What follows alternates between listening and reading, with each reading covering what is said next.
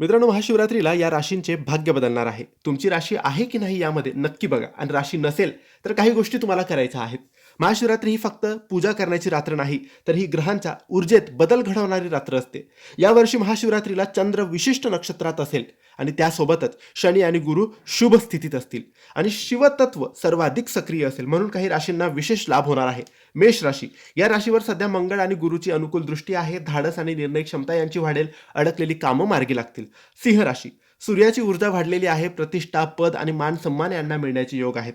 वृश्चिक राशी, शनीचा ताण कमी होतो आहे. मानसिक त्रास आणि अडथळे हळूहळू आता दूर होतील. मकर राशी, गुरु लाभ स्थानात असल्यामुळे आर्थिक सुधारणा आणि नवीन संधी मिळतील. कुंभ राशीसाठी सुद्धा महाशिवरात्रीनंतरचा काळ अत्यंत सुखकारक आणि लाभ देणारा आहे. तर या राशी होत्यात मेष राशी, सिंह राशी, वृश्चिक राशी, मकर राशी आणि कुंभ राशी. यांना महाशिवरात्रीनंतरचा काळ अत्यंत लाभदायक आहे. हे सर्व बदल का? तर कारण महाशिवरात्रीला शिवतत्व सर्वात जागृत असते आणि जे ग्रह त्रास देत होते ते आता शांत होऊ लागतात.